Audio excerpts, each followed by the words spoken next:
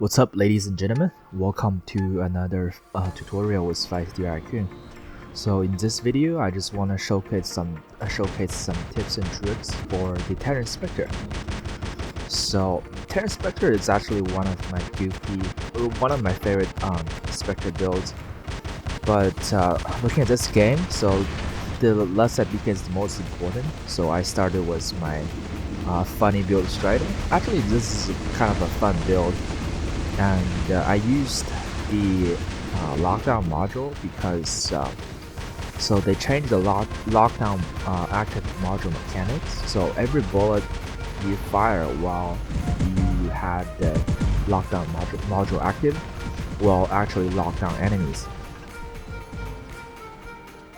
So with the bullet spread of the shotgun weapons, so I was able to lock one of them down, but yeah, there were two of them, so I couldn't take them both out. But here he's trying to go for a cheeky shot. I'm just like not having that. So the Taran Spectre on this map is, you gotta realize the role of the Taran Spectre. It's sort of like a short range support.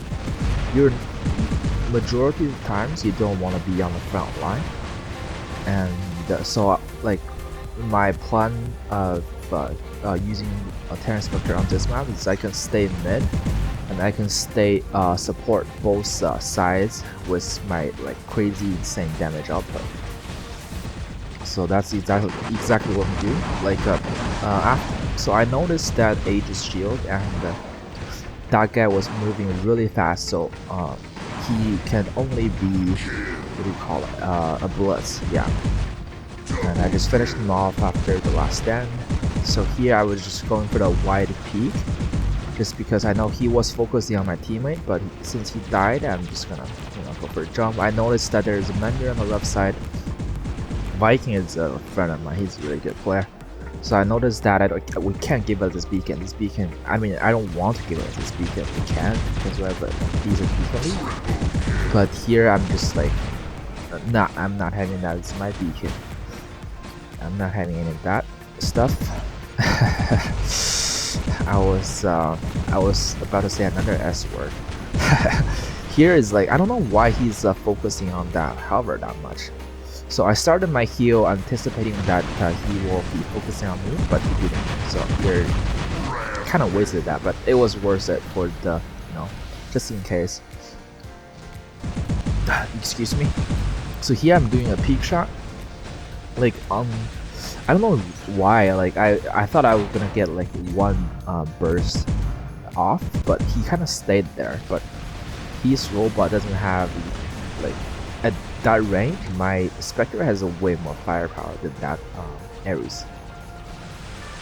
But yeah, that's a question of its decision for him.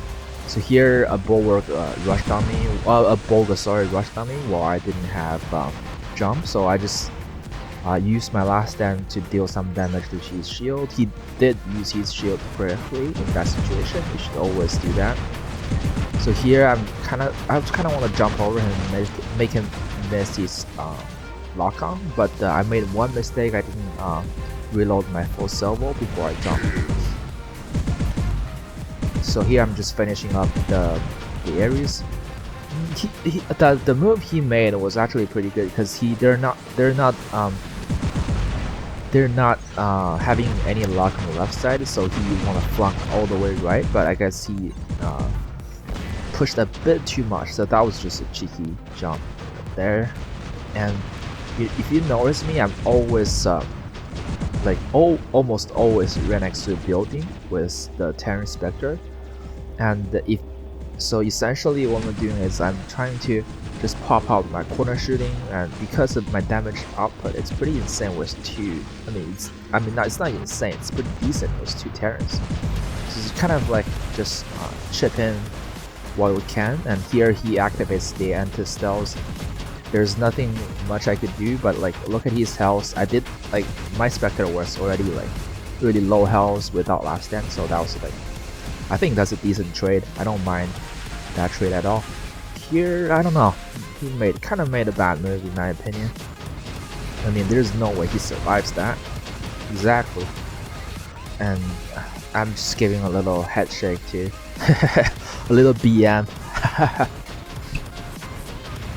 So right now I noticed that if you look at the head count, it's 5 versus 5, but we do have control majority of this game, so I'm not too worried. But I wanted to go middle because there's more people on the right side, but this Raijin was just blocking the way. I was like, well, there's no way I can go to center now. But if you notice, so I was actually looking at the position, I noticed that the Sam guy is Fury Trident, but he's like nowhere close to guarding their beacon, and the Falcon was nowhere to guarding their beacon as well. That's why I jumped here, but unfortunately one of their guy died, so he was able to respawn. I know he's a pursuer and he has a magnum, so the shotgun weapons and including the magnum, it's actually pretty hard to aim at like point blank range like this. So that's why I was just like juking around. That's why I was able to kill him. So now you will understand, and with my shield pointing towards him. So yeah, that's why I was able to survive that. Here's like I was trying to focusing on that Taran Spectre because I think he's a bigger threat to my teammates. I don't think this Falcon will be able to do much, but unfortunately my heavy weapon got blown off. So that's unlucky there. I feel like we're probably gonna win this game, so I'll just like bring out the carnage to rub in their face. Anyways, it's kind of a no-brainer from this point on. They were like down on the beacon, they don't have control, they're out of boss too, so yeah. So you can actually do a little corner shooting with Carnage because that guy's, I know that guy's a Taran Spectre. Like one salvo can just put me, not one salvo, not like one burst might be able to put me into last stand. So I was just corner shooting to make sure that doesn't happen.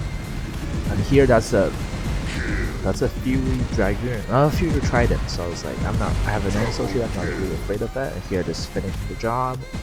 And there's a white dragon. So one thing about white dragon you guys should know is that when it's in flight, it can't actually turn beacons. So I know that my teammate's gonna be able to turn the beacon, and I'm just dropping a momentum to get some damage. And there you have it, first game. It's that's the first game. I think both teams did pretty well, and I'll showcase the hanger of my enemies. So here's the first guy, 2 Aries, pretty much almost full MK2. Really good hanger, really strong. And the second guy, it's like a 40% meta hanger, but decently MK2. And here's my hanger, the God Carnage. And welcome to the second game. So here I just started with the Taran Spectre because I was actually having a lot of fun in the other game, so I stopped, might as well, I wanted to, I was planning on making a Mercury video actually, but I was like having a lot of fun with this Taran Spectre. But unfortunately this game starts with me getting sniped in the face. I noticed that guy used his shield, so I'm just gonna jump in, make sure he dies afterwards. And it's our teammate, the Kumiho, unfortunately had to sacrifice for our endeavor, but we were actually able to. I think we were able to turn the left side beacon. Our teammate was our June was able to do that. And here I just like, I mean, that was not the best move to just pop out like that. And here I jumped down to the beacon, so I want to make sure that we don't lose that beacon. He doesn't turn it, and yeah, that's why I made that jump. And here it's just he used his jump, he's dead.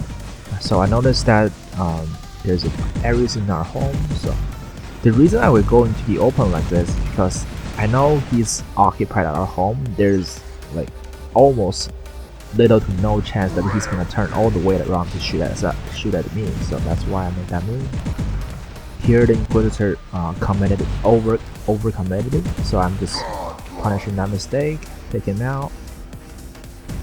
And here making trying to switch target and make him jump, which he did. On this map, I'm not a really big fan of the center spawn, to be honest, unless it's absolutely necessary. I won't spawn center. So here, that's why, like, see, he jumped once, didn't do much, died. So as I was talking about, with a Taran Spectre, you always, it's one of the most important tricks with the Taran Spectre.